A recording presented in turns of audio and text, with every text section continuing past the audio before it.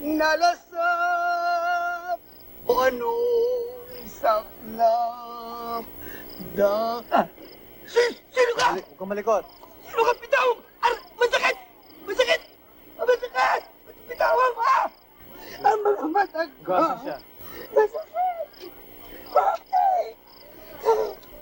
Mapte! Ang mga mata ko! Saan niyo ako dadalhin? Sino kayo? Sino kayo? Saan niyo ako dadalhin? Saan niyo ako dadalhin? Sino kayo? Ang mga mata ko! Masakit! Masakit ang mga mata ka! Mapte! Mapte! Mapte! Masakit ang mata ko! Saan niyo ako dadalhin? Ah!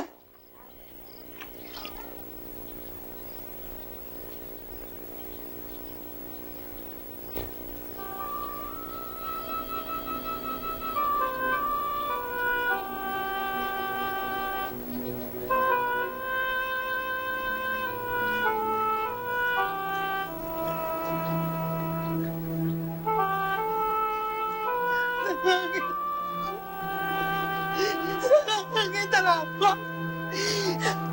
Nakakakita na ako! Nakakakita na ako! Nakakakita na ako! Nakakakita na! Kayo na nga ang mensihan! Mas masapuli niyo ako!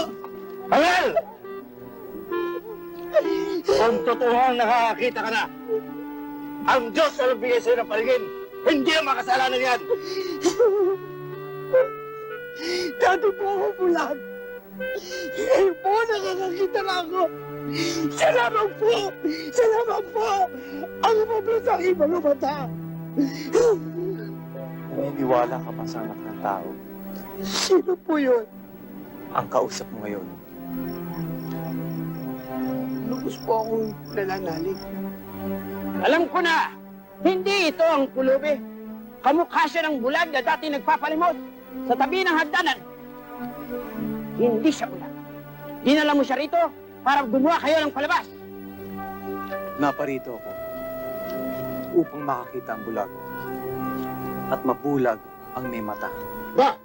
Pinalalabas mo ba na kaming nasa matwid ang bulag? Kung ikaw ay bulag, wala kang kasalanan. Pero kung nakakakita ka, ikaw ay may sala. Manloloko! Eksperto ko sa paghabi ng kasinungalingan. Sa lahat ng aking sasabihin at gagawin, kaisa ko ang aking ama. Nasaan ang iyong ama? Hindi niyo kilala. Hindi niyo rin kilala ang aking ama. Pag susundin niyo ang aking turo, malalaman niyo ang katotohanan. At ang katotohanan ang magpapalaya sa inyo. Mga anak kami ni Abraham. At kailanman ay hindi kami naging alipin. Bakit kailangan namin lumaya?